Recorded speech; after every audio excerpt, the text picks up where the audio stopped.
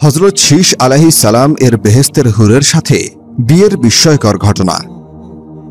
960 বছর বয়সে হযরত আদম আলাইহিস সালাম অসুস্থ হয়ে পড়েন। পীড়িত অবস্থায় তিনি ফলমূল খাবার ইচ্ছে প্রকাশ করেন। পুত্রগণ ফলমূল সংগ্রহের জন্য বিভিন্ন জায়গায় চলে গেলে শুধুমাত্র শীস আলাইহিস সালাম পিতার সেবা যত্নের জন্য পাশে ছিলেন।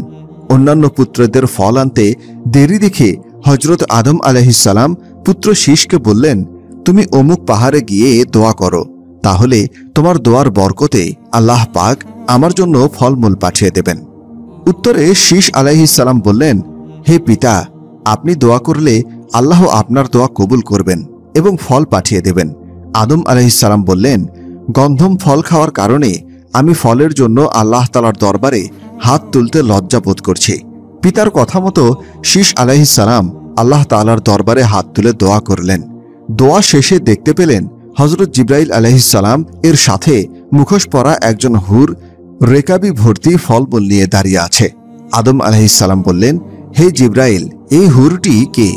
জিবরাইল আলাইহিস সালাম বললেন, আল্লাহ পাক জান্নাত থেকে এই হুরকে পাঠিয়েছেন শীস আলাইহিস সালাম এর স্ত্রী হিসেবে গ্রহণ করার জন্য, কেননা শীস ব্যতীত আপনার সকল সন্তানই জোড়ায় জোড়ায় সৃষ্টি হয়েছে। তখন আদম আলাইহিস সালাম বেহেশতের হুরের সাথে শীস আলাইহিস সালামের বিয়ে সম্পন্ন করে দিলেন। হযরত শীস আলাইহিস সালামের পুত্রগণ আরবের জেদ্দায় বসতি গড়ে তুলেছিল। হযরত শীস আলাইহিস সালামের বংশ থেকেই হযরত ইব্রাহিম আলাইহিস সালাম জন্মগ্রহণ করেন। আমাদের শেষ নবী হযরত মুহাম্মদ সাল্লাল্লাহু আলাইহি ওয়াসাল্লাম হযরত ইব্রাহিম আলাইহিস সালাম এর পুত্র ইসমাইল আলাইহিস সালাম এর বংশধর। হযরত আদম আলাইহিস সালামের পুত্রর পর হযরত জিবরাইল আলাইহিস সালাম জান্নাত থেকে মূল্যবান কাপড়, সুগন্ধি দ্রব্য নিয়ে এসে হযরত শীস আলাইহিস সালামকে গোসল, দাফন ও কাফনের পদ্ধতি বলে দিলে জিবরাইল আলাইহিস সালামের নির্দেশ মতো শীস আলাইহিস সালাম তা সম্পন্ন করেন।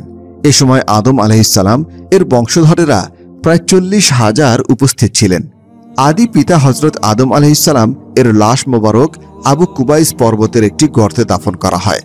বর্ণিত আছে হযরত নূহ আলাইহিস সালাম এর মহাপ্লাবনের সময় হযরত আদম আলাইহিস সালাম এর মৃতদেহ কবর থেকে উঠিয়ে একটি বাক্সে ভরে জাহাজে উঠিয়ে নেন। প্লাবন শেষ হলে পুনরায় তার যথাযথ স্থানে দাফন করা হয়। শীস আলাইহিস সালাম এর পুত্রগণ আরবের জেদ্দায় বসতি স্থাপন করেন। স্বামীর মৃত্যুতে হাওয়া আলাইহিস সালাম মানসিকভাবে দুর্বল হয়ে পড়েন। পুত্র শীস আলাইহিস সালামকে সঙ্গে নিয়ে তিনি তৎকালীন বাইতুল মামুর তাওয়াফ করার জন্য মক্কায় আসেন। এরপর তিনি জেদ্দায় পুত্র নাতি নাতনির সাথে বসবাস শুরু করেন।